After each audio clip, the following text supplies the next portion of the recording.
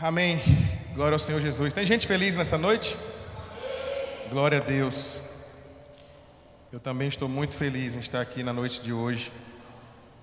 O Senhor tem manifestado a sua glória, o seu amor e a sua misericórdia em nossas vidas. Amém?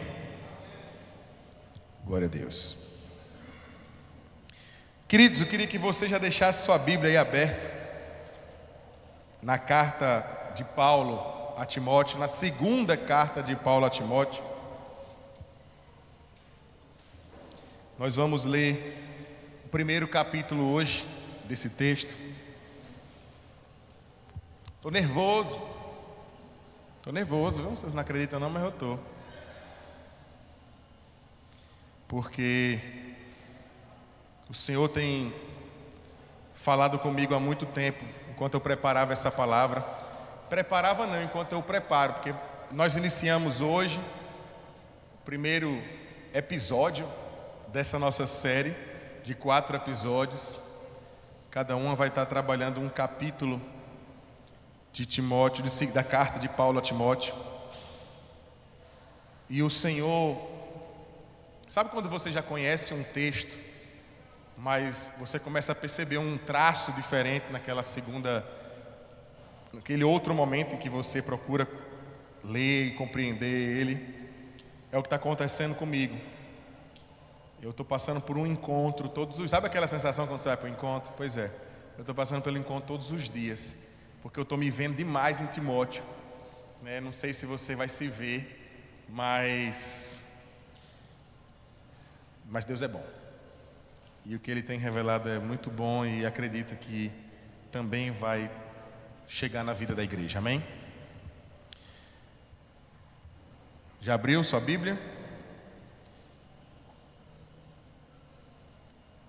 Antes de começar a leitura, quero preparar a igreja com algumas informações. Pessoal, são informações e são dicas que eu acho muito importante.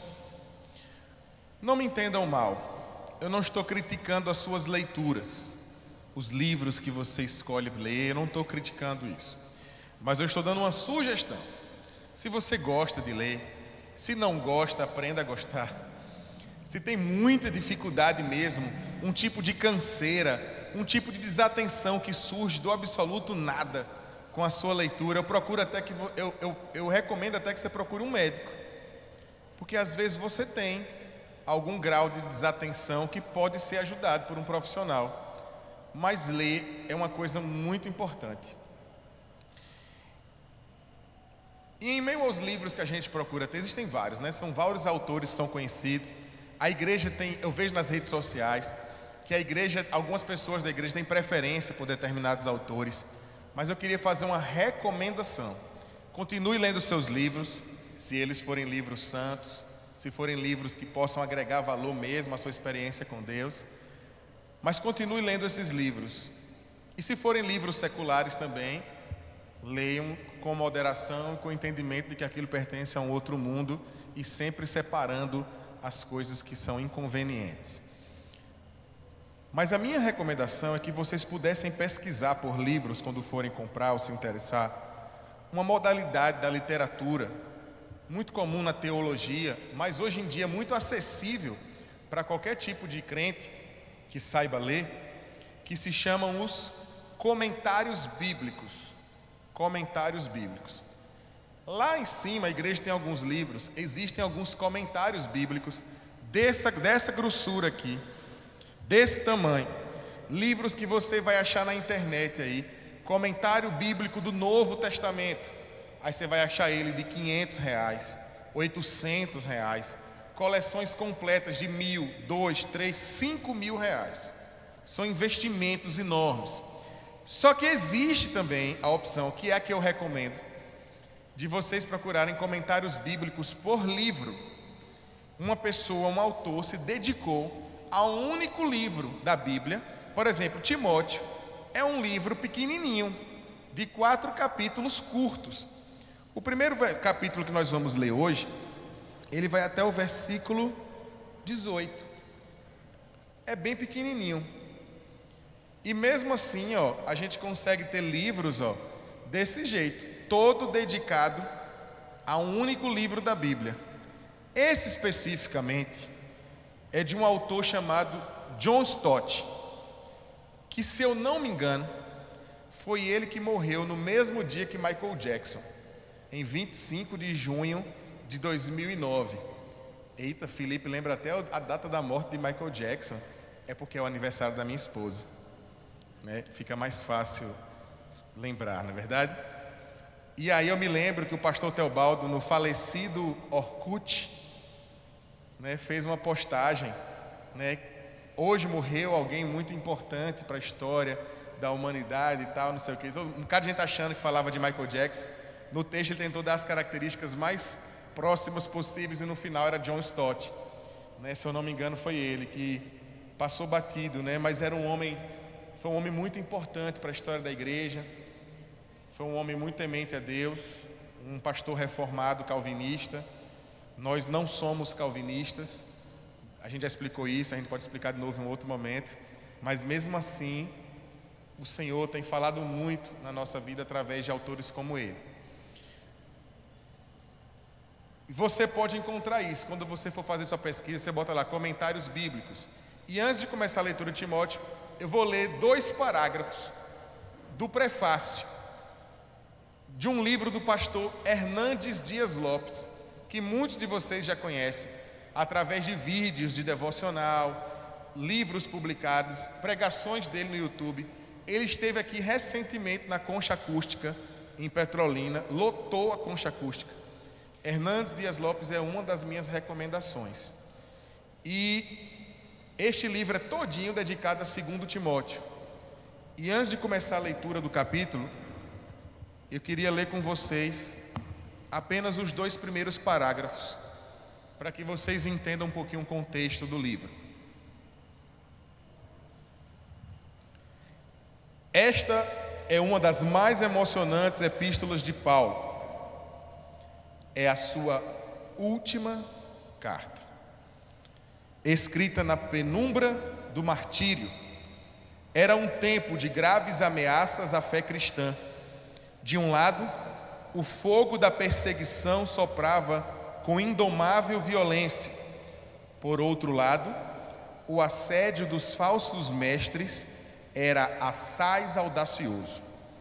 Muitos crentes estavam abandonados às fileiras do Evangelho. Outros esquivavam-se de qualquer ligação com o apóstolo dos gentios, Paulo, o qual estava preso como um malfeitor, sob pesadas acusações, numa insalubre masmorra romana, na antessala do martírio, ou na antessala de sua morte. Apesar de estar velho e cheio de cicatrizes, tendo de suportar o rigor do inverno e o abandono de amigos, Paulo não está, presta atenção, Paulo não está prioritariamente preocupado consigo mesmo, mas em manter acesa a chama da fé e incontaminado o Evangelho de Cristo para as gerações pósteras. O Evangelho é maior que os obreiros. Estes passam, o Evangelho permanece. Amém? Amém, igreja? Vamos resumir. Paulo estava preso, Paulo estava velho. Em outra carta de Paulo, que é anterior a essa, Paulo diz que escrevia com letras grandes para poder ser compreendido, para ele se compreender, entender sua leitura. Paulo já estava com os olhos cansados, idoso, preso pela segunda vez. Ele foi preso uma primeira vez em prisão domiciliar e agora ele estava preso numa masmorra romana, acusado de terrorismo, porque o imperador Nero, vocês conhecem já, alguns conhecem já uma parte dessa história. Ele, anos depois, se soube disso, ele mesmo ateou fogo em Roma e acusou que isso eram vários outros grupos que eram avessos ao Estado romano, entre eles os cristãos. E Paulo, como era a principal ou uma das principais referências do cristianismo em Roma, foi preso e por lá ficou, onde ele foi morto. Paulo estava preso, mas Paulo, preso, estava dedicado à igreja e a deixar o seu legado para alguns pastores, mas o principal deles, ao qual Paulo chamava de amado Timóteo, o legado do seu trabalho, de todo o seu projeto. Paulo dava sinais em suas falas, em seus textos, evidentes de que ele já tinha certeza de que o seu projeto, a sua parte, já tinha encerrado. Ele estava muito feliz por isso e não tinha dúvidas da sua contribuição. E mais feliz ainda, porque tinha alguém para poder passar a autoridade que tinha sobre ele. Desse contexto, eu quero ler para vocês o capítulo 1 da segunda carta de Paulo a Timóteo, também chamada de o Testamento de Paulo para a igreja. Paulo, apóstolo de Cristo Jesus, pela vontade de Deus, conforme a promessa da vida em Cristo Jesus, ao amado filho Timóteo, que a graça, a misericórdia e a paz da parte de Deus, Pai, e de Cristo Jesus, nosso Senhor, estejam com você. Dou graças a Deus, a quem desde os meus antepassados sirvo com a consciência limpa, porque sem cessar lembro de você nas minhas orações, noite e dia. Lembro das suas lágrimas e estou ansioso por ver você, para que eu transborde de alegria. Lembro da sua fé sem fingimento, a mesma que primeiramente habitou em sua avó Lóide e em sua mãe Eunice, e estou certo de que habita também em você. Por esta razão, venho lembrar-lhe que reavive o dom de Deus que está em você pela imposição das minhas mãos. Porque Deus não nos deu espírito de covardia, mas de poder, de amor e de moderação. Portanto, não se envergonhe do testemunho de nosso Senhor, nem do seu prisioneiro, que sou eu. Pelo contrário, participe comigo dos sofrimentos a favor do Evangelho, segundo o poder de Deus, que nos salvou e nos chamou com santa vocação, não segundo as nossas obras, mas conforme a sua própria determinação e graça que nos foi dada em Cristo Jesus. Antes dos tempos eternos e manifestada agora pelo aparecimento de nosso Salvador, Cristo Jesus, Ele não só destruiu a morte, como trouxe a luz e a vida e a imortalidade mediante o Evangelho. Para este Evangelho eu fui designado pregador, apóstolo e mestre.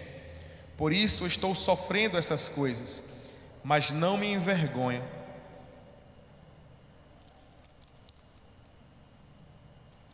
Desculpa, fiquei com a impressão que eu tinha saltado aqui.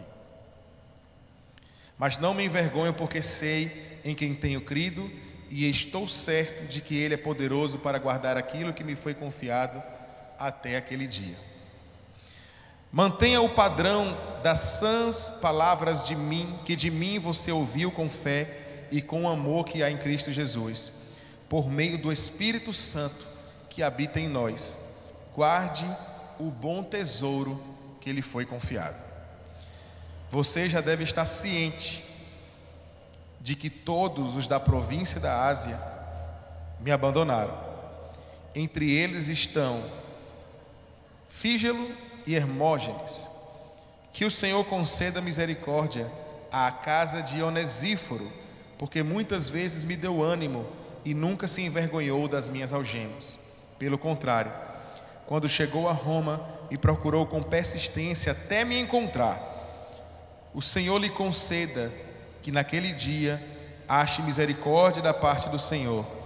Você sabe, melhor do que eu, quantos serviços ele me prestou em Éfeso. Amém?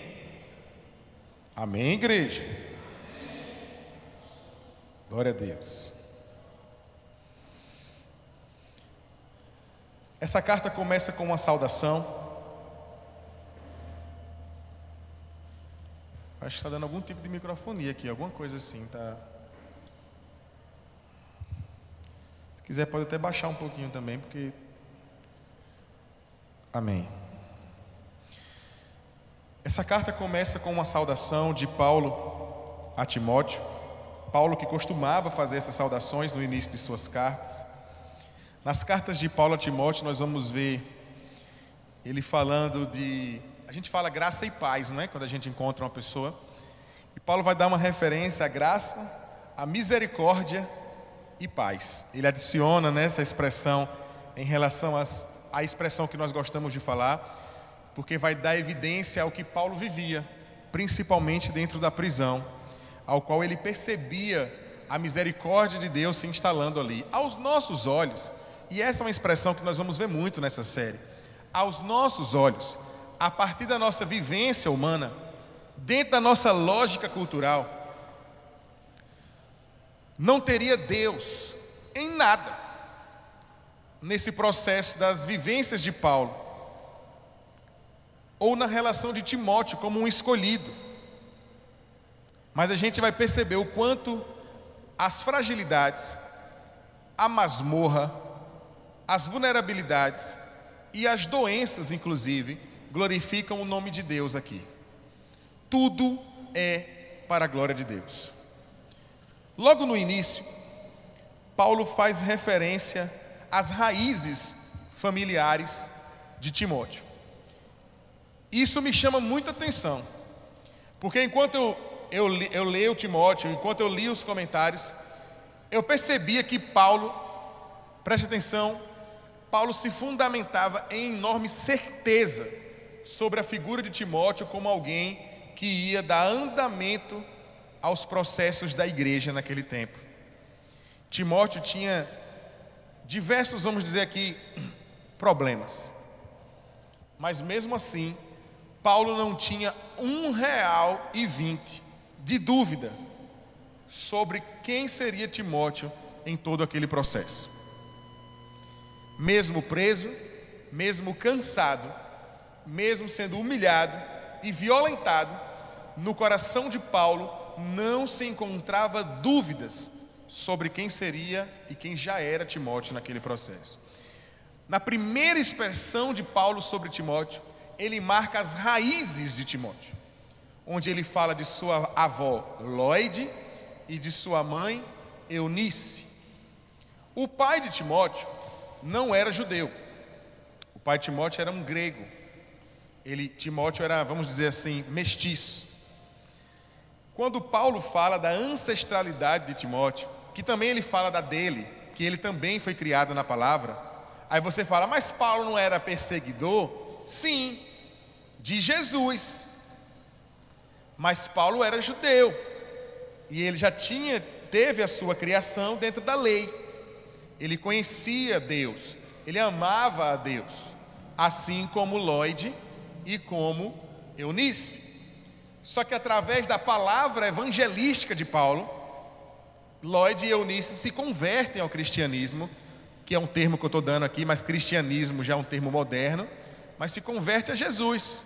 Porque vocês sabem, é importante a gente falar isso, porque está tendo muito debate, muita conversa sobre Israel, né, nos últimos dias, por conta da guerra e tudo mais. Queridos, judeu é um povo. O judaísmo é uma religião que a maioria, uma parte esmagadora dos judeus se compreendem dentro dessa religião. A parte esmagadora dos judeus, uma parte enorme, uma grande maioria dos judeus, não acreditam que Jesus é o Messias. A parte esmagadora dos judeus acreditam que o Messias ainda está por vir. De maneira grosseira, poderíamos dizer que os judeus acreditam na Bíblia como a gente até o Velho Testamento. Quando chega o Novo, já é uma coisa nossa, porque a gente acredita que o Filho de Deus já veio ao mundo e já está para retornar. Eles não acreditam. Então aqui a gente entende que existe até uma parte, que existe uma relação deles sobre quem é Deus. E isso vai haver uma similaridade com a nossa relação com a igreja em alguns níveis. Como acontecia aqui.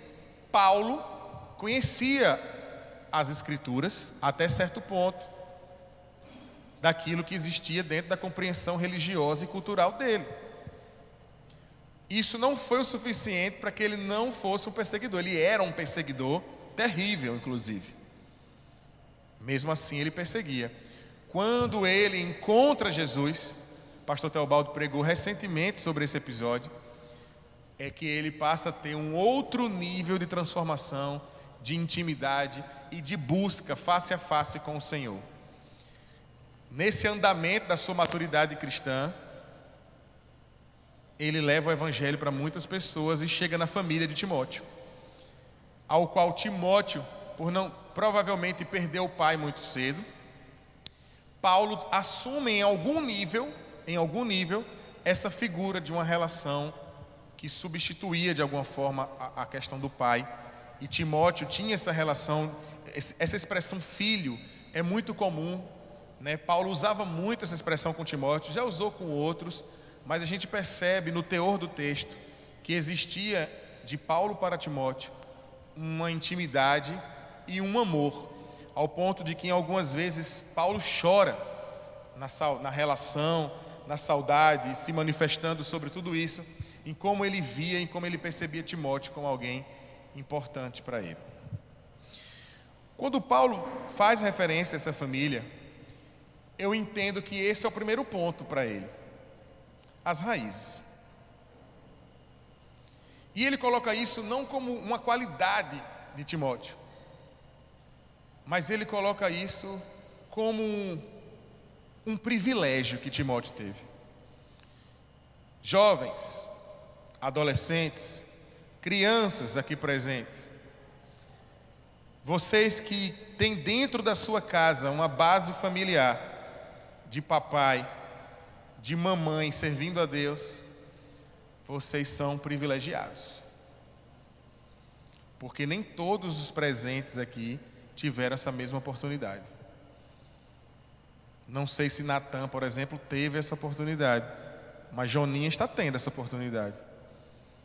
Muitos aqui não tiveram, mas os filhos estão tendo ou vão ter essa oportunidade. Isso deu a Timóteo uma visão, uma criação de princípios diferente. Por mais que quando você se converteu tempos depois, ou alguém se converteu tempos depois, também pôde ter experimentado uma transformação verdadeira, mas Paulo olhava em Timóteo uma qualidade além, porque via que Timóteo tinha raízes desde a sua base. Porque quando ele olhava para Timóteo, ele olhava Eunice e ele olhava Lloyd. Ele via uma base que existia no temor daquilo que foi gerado em Timóteo. E para mim é inevitável não pensar numa fala de Jesus, quando ele diz: ensina o menino no caminho em que deve andar, e até quando envelhecer não se desviará dele. Então Jesus reconhece que há princípios que são ensinados desde cedo, que permanecem na vida das pessoas. Amém?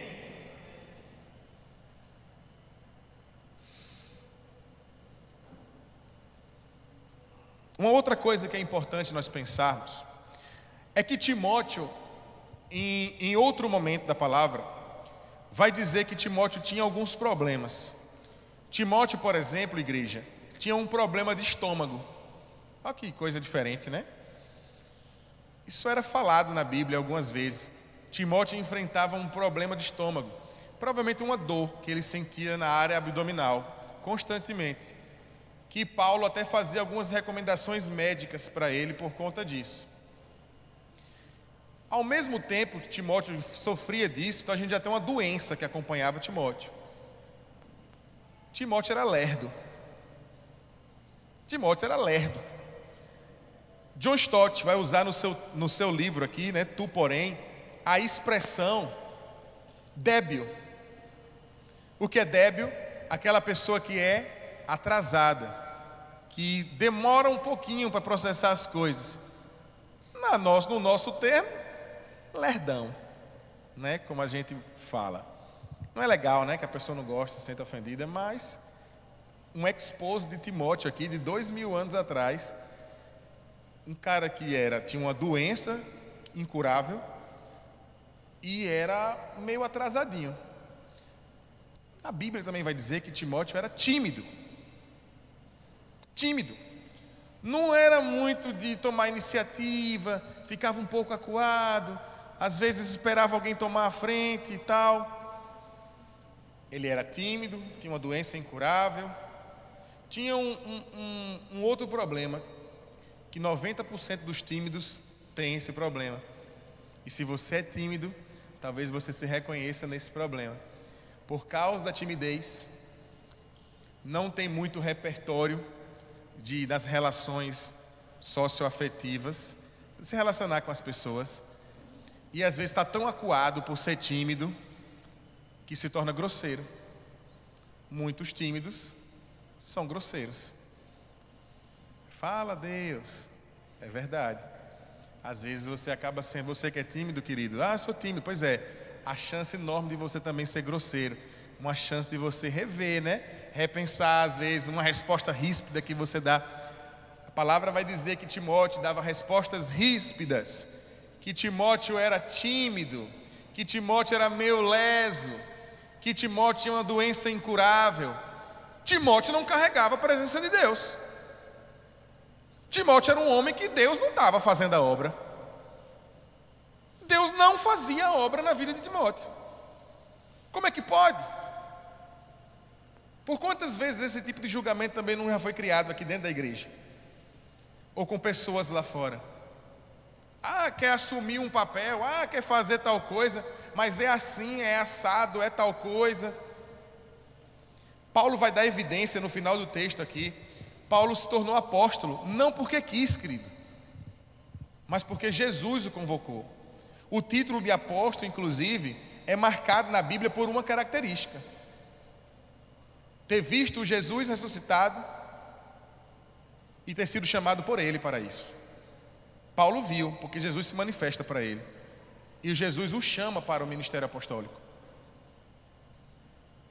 Tanto é que quando Judas se suicidou, precisou levantar alguém para o lugar de Judas, botaram o nome de 2 pessoas, porque essas pessoas tinham essa característica: caminharam com Jesus e viram o Jesus ressuscitado. E aí eles decidiram entre eles, e veio mais um. Então o que acontece é que a gente percebe que não é uma coisa que foi uma escolha própria, ou que simplesmente um homem escolheu, mas há uma manifestação de Deus nisso. E Paulo tinha total compreensão sobre isso. Timóteo dava evidências dessas fragilidades. E por isso, no texto que nós lemos, nós percebemos Paulo apertando o juízo de Timóteo sobre diversos problemas que existem. Eu estou aqui me coçando para não soltar o spoiler do capítulo 4, mas vou acabar falando um pouquinho agora. Esse livro de John Stott, A Mensagem de 2 Timóteo, inclusive, gente, eu recomendo porque é uma coleção. Ele tem mais do que esse de 2 Timóteo. Ele tem outros aqui, eu vou ver se eu acho aqui a ordem. Acho que é no início. E em cada um tem um nome. Por exemplo, quando ele faz aqui a mensagem de Efésios, tem um nome: A Nova Sociedade. A mensagem de Gálatas tem um nome: Somente um Caminho. A mensagem de 2 Timóteo tem um nome: Tu Porém. Lá no capítulo 4, ele vai falar isso para Timóteo. E eu estou dando spoiler porque eu vou falar isso em todos os episódios, eu vou lembrar isso. Ele vai falar para Timóteo de todos os problemas que existem na sociedade, que existem no mundo, de tudo que ele vai enfrentar, e que a galera faz essas coisas erradas. Tu, porém, ouça o que eu falei, tu, porém, segue a palavra, tu, porém, ouve aquilo que o tempo todo eu estou falando, aquilo que eu tenho ensinado. Tu, porém, ama a minha palavra, segue os meus caminhos.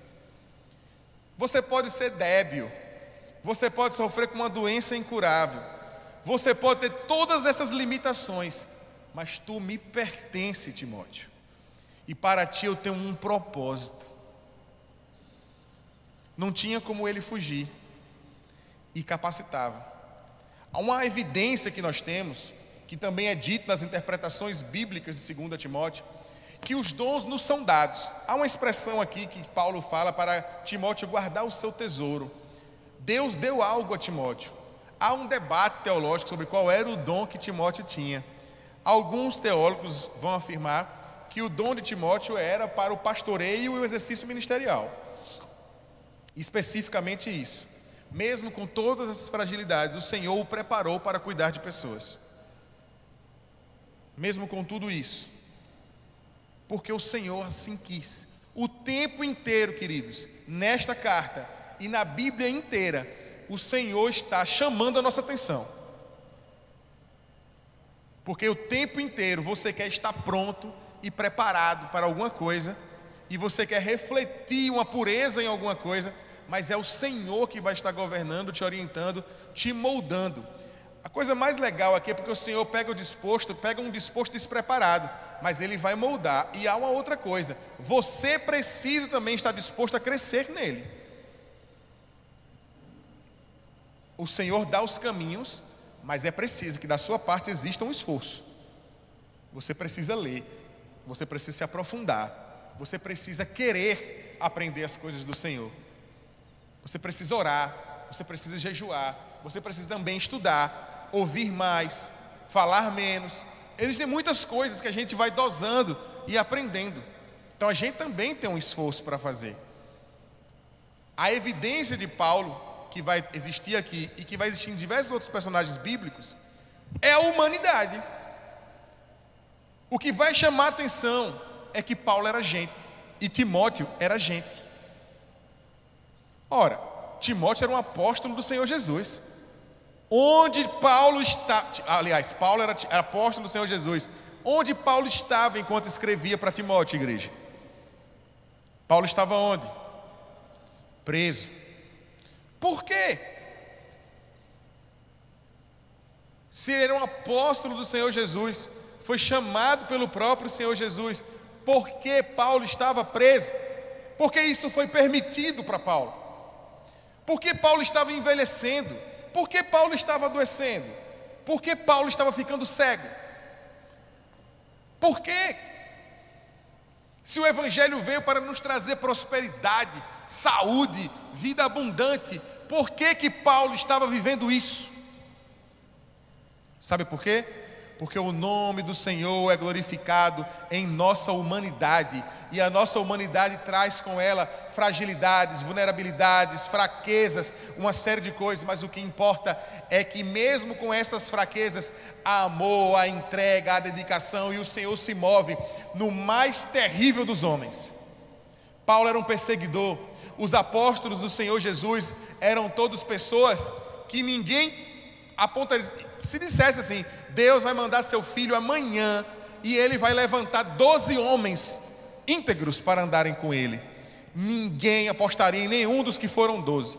Talvez em um, porque tinha um que todo o grupo respeitava, que todo o grupo via como um homem da sociedade, de boa índole. Talvez ele e as pessoas até apostassem, Judas. Nos demais, ninguém apostaria, porque Jesus o tempo inteiro opera a partir daquilo que é improvável, Mateus. A gente fala o tempo todo que Deus é o Deus dos impossíveis, Deus é o Deus do impossível. A gente fala isso o tempo inteiro. Pois é, mas a gente só fala isso quando a gente pensa no milagre, quando a gente pensa em alguma coisa enorme, exuberante, incrível aos meus olhos. Deus é o Deus do impossível o tempo todo, até quando Ele usa a pessoa mais improvável. Quando Ele traz você, que não se vê aqui na frente, pregando. Que você que não se enxerga aqui, porque você tem medo, porque você acha que não vai conseguir sustentar 40 minutos de pregação. Eu falo isso porque eu sei que é a dor de um bocado de gente, viu? Quando a gente conversa, um bocado de como é que eu vou segurar meia hora, 40 minutos. Meu Deus, se eu for falar, eu só vou falar 5 minutos. Pois é, se dê essa oportunidade para o Senhor moldar, construir em você alguém que seja capaz de fazer isso. Sabe por quê? Porque o que está movendo aqui, o que se move aqui, é a partir, neste caso hoje especificamente, é a partir também de um homem frágil, também tímido, cheio de medos, com crises de ansiedade. E que na primeira vez que eu fui ministrar, já preguei para vocês sobre, já preguei uma outra vez, falei isso. Primeira vez que eu fui ministrar, eu vim com a banda que eu tinha na época. Fiquei aqui em cima me escondendo atrás de um púlpito, enrolando, empurrando música atrás de música, para não ter que pregar. E até o horário do final do culto, com um papel impresso ali na Lan House Cocobongo, tem outro nome agora, Lan House Castelo Branco, um papel com um texto todinho de uma pregação baseada em Daniel, em que eu só lia umas linhas e não pregava, ficava escondido aqui atrás do púlpito, morrendo de medo, chorando, porque ficava falando toda hora de um testemunho, porque eu tinha sido assaltado naquela semana, nervoso, que o cara tinha empurrado uma arma no meu pescoço, não sei o que, eu só falava disso. Naquele dia, empurrou uma arma na minha cabeça, mas eu estou aqui, eu repeti isso umas 10 vezes. Toda hora tentava fazer uma coisa, morrendo de medo. Aí veio demorou para vir a segunda oportunidade. Aí vieram as outras oportunidades e elas foram acontecendo. E eu acredito que em algum nível o Senhor foi me capacitando em algum nível. Mas muito além de capacitado para pregar, não, capacitado para segurar o microfone, está aqui olhando para vocês. Porque eu já abandonei uma faculdade porque eu não conseguia apresentar um seminário.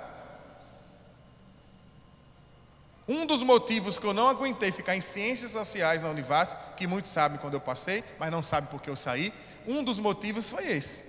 Porque eu não conseguia apresentar um seminário.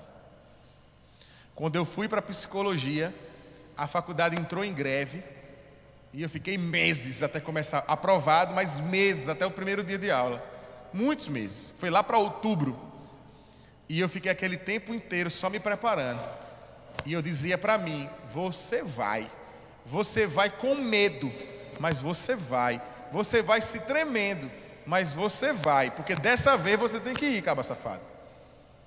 E aí teve a primeira apresentação bem abestalhada, de uma disciplina bem bobinha e tal, introdução à psicologia, bem genérica, mas eu morrendo de medo aqui, ó. Aí a turma, você sabe, né, gente, se alguém aqui é da educação, ou fez pedagogia, alguma coisa assim, psicologia é bem parecido, eram 4 homens e 46 mulheres, então o seminário era assim, vai todo mundo de verde, bota uma florzinha aqui, não sei o que, aí vai o bonito querendo entrar na onda, de camisa verde, fiz minha mãe fazer uns babados de flor na blusa que eu fui, entrei na onda, entrei no jogo de todo mundo, morrendo de medo, eu não sei nem como foi, sabe quando você dirige, pilota sua moto, já está tão acostumado com uma rota que você chega em casa e não sabe nem como foi? Pois bem, fui eu naquele seminário. Eu não sei nem como foi que eu falei, eu só sei que tinha terminado. Deu um escuro, abri os olhos e acabou. Mas eu fui.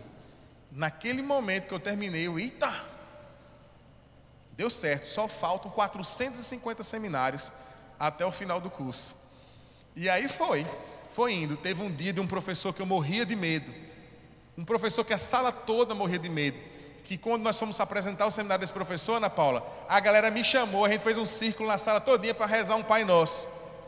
Porque estava todo mundo com medo desse professor. E essa disciplina eram 2 professores. O primeiro e a segunda pior, entre os ruins. Os 2 eram entre os ruins, assim, de ruim, de relacionamento. E essa outra professora tinha uma outra matéria com a gente à noite. E o seminário caiu no mesmo dia. Só que esse daí ela ia sortear quem ia falar. E eu não fui sorteado. chega, as pernas deram aquele alívio. Eu me tremia, gente, literalmente, que o povo dizia. Eu ouvia as pessoas falando: Pedro está se tremendo. Porque eu tinha mania de segurar um papel para fazer a anotação. E o papel ficava bem assim, ó. Ficava desse jeito o papel, morrendo de medo. Mas eu ia. Foi uma coisa que eu comecei a alimentar no meu entendimento. Eu preciso ir com medo, mas eu preciso saber que o propósito é maior do que o meu medo. Sabe onde foi que eu aprendi essa frase? Diário de uma Princesa. Quando a atriz lá, Anne Hathaway, é chamada para assumir um castelo lá que ela descobriu que é princesa. Não tem esse filme? Passava na sessão da tarde. Ela descobriu que ela era princesa, era uma menina do ensino médio, e descobriu que era princesa. Eu não vou não, que eu estou com medo. Aí a rainha lá, a avó dela, chega e diz assim: mas há um propósito, e os propósitos precisam ser maiores do que os seus medos. Você pode até continuar com medo, mas com medo você vai fazer, porque o propósito é maior do que ele. Olha onde foi que eu vim aprender um negócio desse. Diário de uma Princesa, pensando que eu ia falar, né? Em Salmos, capítulo... Não, Diário de uma Princesa. Pois é, exatamente. Mas é verdade. Os propósitos são muito maiores. E Paulo tinha essa compreensão. Era por isso que Paulo tinha uma compreensão tão grande desse propósito, que ele estava muito tranquilo, mesmo Timóteo sendo tudo isso que a gente falou. Muito tranquilo, porque ele sabia, tinha guardado a fé dele, estava preso, ia morrer, foi assassinado por Roma, mas estava muito tranquilo. Sabe por quê? Porque os propósitos eram maiores do que os seus medos. Ele estava ali pelo Evangelho. O que é que Paulo dizia sobre isso? Morrer para mim é lucro. O cara tinha um nível de entrega pelo Evangelho, um amor pela verdade, que nos ensina hoje, que fazia ele ver em um menino algo que ninguém via, porque o coração de Paulo era movido em esperança, porque a esperança de Paulo vinha por meio da manifestação do Espírito Santo, que o aquecia e que o tocava pela mensagem de Cristo, que estava fincada no seu entendimento, na sua consciência. E ele olhava para as pessoas que ninguém via valor, e ele dizia: este carregará o meu legado, este vai pastorear uma igreja, este vai seguir uma comunidade, vai orientar ela. Mas ele é tímido, mas ele é frágil, ele está doente, ele é incapaz. Não é incapaz, porque quem vai operar não é a consciência, o entendimento ou o estudo de Timóteo, mas o Espírito Santo, que vai se mover por meio de Timóteo e vai realizar grandes obras neste lugar. A coisa que eu mais anotei aqui o tempo inteiro era o quanto a humanidade estava sendo manifestada naquela carta, o quanto Paulo vivendo fraquezas, e o Espírito Santo fervia naquele homem. E quando ele falava para Timóteo, mas ele sempre mantinha a certeza de que Timóteo também carregava o Espírito Santo. Por isso, esse é o outro ponto. A vulnerabilidade e a juventude de Timóteo era um problema para muitas pessoas. Para muitos era um problema, mas não para ele, porque estava alinhado com uma certeza que era movida a partir do Espírito Santo, que se manifestava no entendimento de Paulo sobre Timóteo. Às vezes a gente fala assim, uma carta a Timóteo, talvez eu pudesse só estar falando de Timóteo, mas é impossível. Nós precisamos falar muito de Paulo aqui. Há um texto que eu li no início, os 2 parágrafos iniciais do comentário bíblico de Hernandes Dias Lopes sobre 2 Timóteo, que ele chama de o testamento de Paulo à igreja, porque é a última carta de Paulo. Não tem registro de mais nenhuma carta de Paulo. Depois disso aqui, Paulo morreu. Efésios, Gálatas, Tessalonicenses, nenhuma carta foi feita depois dessa. Essa foi a última carta, a última manifestação de Paulo. Paulo não estava falando para Timóteo, Paulo estava falando para a igreja. Logo no início, Hernandes Dias Lopes vai dizer: era um tempo de graves ameaças à fé cristã, De um lado, o fogo da perseguição soprava com indomável violência. Por outro lado, o assédio dos falsos mestres era assaz audacioso. O outro comentário bíblico também vai fazer essa evidência. Lembra que no início eu recomendei esse tipo de livro? Porque esse tipo de livro, ele pega o livro que ele quer trabalhar e ele não vai apenas comentar os versículos. Ele vai dar o contexto histórico da época, do que se sabe a partir da história, para poder você tentar entender e compreender de uma maneira plena. Timóteo estava para viver um mundo extremamente problemático. Sabe por quê? Parecidíssimo com o nosso. De um lado a perseguição. Do outro lado, presta atenção, no meu entendimento, na minha opinião, pior do que a perseguição. Os que se manifestavam de Cristo, mas ensinando bobagem. Coisas terríveis. Coisas dissonantes daquilo que de fato é o Evangelho. Coisas que não estavam alinhadas com a verdade, mas que muitas vezes até pareciam com a verdade. Em que ele vai chamar assédio dos falsos mestres. Porque esses homens procuravam Timóteo, procuravam Paulo, procuravam as pessoas da igreja. Alguns até caminharam com Paulo, que no final do capítulo 1, a gente vai ver que Paulo diz: eu fiquei sozinho. Fiquei sozinho. E por muitas vezes, porque nós andamos alinhados com a palavra, ou pelo menos queremos, desejamos, quando de fato nós estivermos andando alinhados com a palavra, vai aparecer muita gente legal, mas também vai aparecer muita gente complicada e que vai tentar jogar na sua cara uma série de coisas. Mas eu queria fazer um convite para você pensar uma coisa, porque o que eu vou falar aqui agora é muito importante. Quando pessoas se levantarem contra você, não se afaste dessas pessoas. Às vezes é a sua família. A sua família, ela pode ser um tropeço na sua vida cristã. Está falando outra coisa, tentando te convencer de outra coisa. Não se afaste dessas pessoas. Pelo contrário, ore por elas. Reflita o amor de Jesus na vida delas. Porque é isso que nos diferencia. Hoje eu vi um vídeo de uma coisa que eu nem sabia que existia, né? As redes sociais, o TikTok especificamente, o Instagram, mas o TikTok um pouquinho mais, tem vendido para as pessoas, principalmente para a juventude, para os mais jovens, adolescentes e tal. Eu acho que, como é que chama aquele negócio? O algoritmo, ele sabe quem está mais vulnerável a consumir essas coisas, não criar uma resistência, e ele oferece mais. Há diversas novas crenças religiosas e seitas que são criadas o tempo inteiro e que no TikTok está assim, que são oferecidas para a galera mais jovem o tempo inteiro. A gente fez um encontro agora, eu não vou usar os termos não, mas a gente fez um encontro agora de crianças e eles faziam... Binho está aqui? Binho mesmo, a gente conversou sobre isso, né, Binho? Eles faziam perguntas de determinadas religiões que na nossa idade a gente nem sabia do que se tratava. E eles não só sabem da existência dessas religiões, como perguntam os conceitos bem profundos dessas religiões, porque elas estão sendo expostas o tempo inteiro. Hoje eu vi um vídeo preste atenção no que eu vou falar, porque isso é muito importante.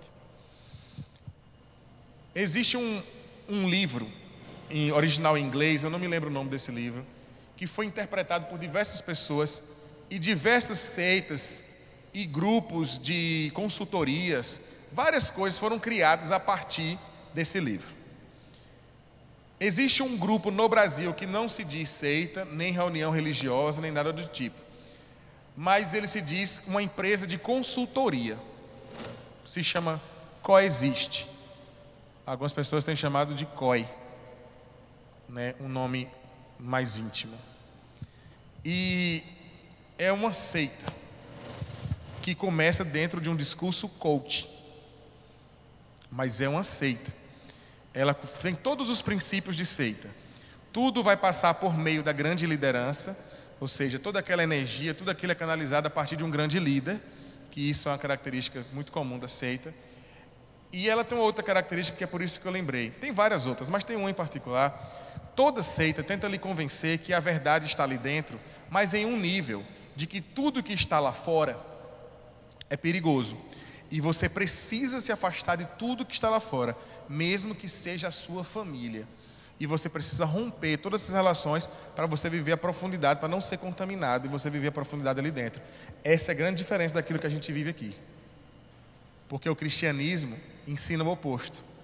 Você vive todos os problemas, você vive todas as dificuldades do mundo externo, mas você não é convidado a romper com essas pessoas. Pelo contrário, é convidado a amá-las, orar pelos seus inimigos, a ser um pacificador, se aproximar e falar da sua experiência que você está tendo, para que elas também conheçam, e não criar um mundo separado.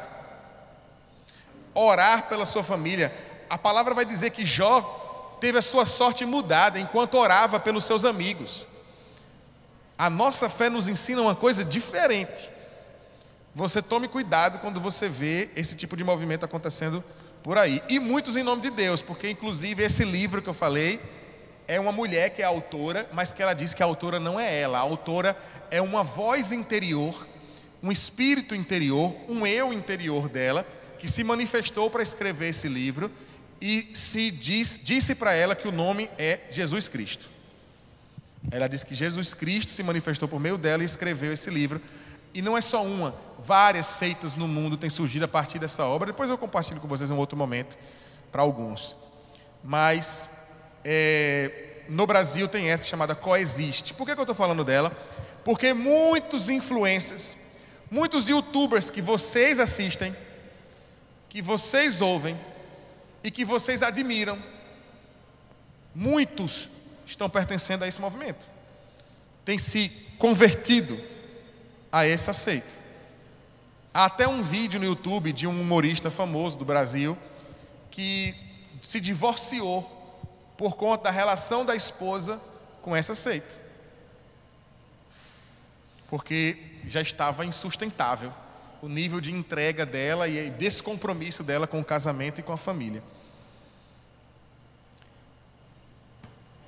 Estevão Hernandes vai dar essa referência, o John Stott também dá essa referência, Paulo vai dar essa referência aqui para Timóteo, exatamente, que o mundo estava tendo esses conflitos. Havia uma perseguição, mas havia também pessoas ensinando e tentando influenciar os ouvidos dos outros com falsas espiritualidades. E esse aqui é um ponto central para a gente entender tudo isso. Cuidado, cuide dos seus ouvidos, cuide dos seus olhos. Quando Paulo vai cobrar Timóteo sobre a sua juventude e sobre o que tinha lá fora, ele estava dizendo uma coisa muito específica para Timóteo. Coragem, Timóteo. Tenha coragem. Porque o mundo vai ser difícil, Timóteo. Tudo vai ser duro, Timóteo. As pessoas vão lhe perseguir, Timóteo, mas tenha amor, porque o propósito é muito maior, Timóteo. Timóteo, alguns vão parecer que são seus amigos, alguns vão parecer que estão pregando a mesma coisa. Coragem, Timóteo, e os enfrente com a verdade. Fale da palavra, da sã escritura, fale sobre Jesus, não tenha medo, os exponha se assim for necessário. Paulo não tinha esse medo não. Você sabe que em Gálatas, depois dá uma lidinha em Gálatas, Paulo expõe Pedro, meu irmão. Paulo expõe Pedro.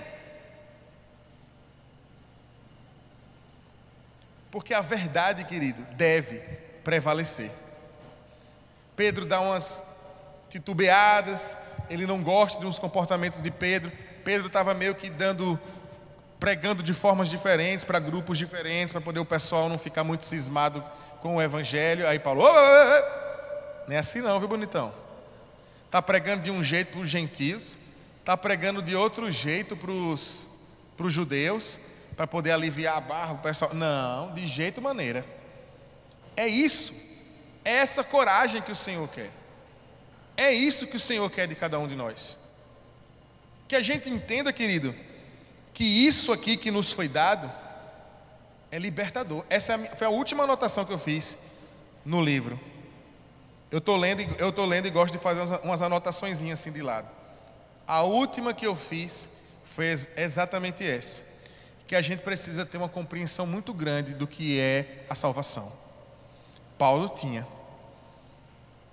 Porque quando a gente leva uma mensagem de salvação para alguém, significa que a gente pode estar tirando alguém da morte.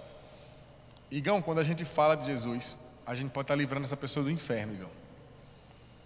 E às vezes a gente nem sabe o nível. Às vezes a gente não fala porque a gente quer um momento específico, a gente quer uma ambiência específica.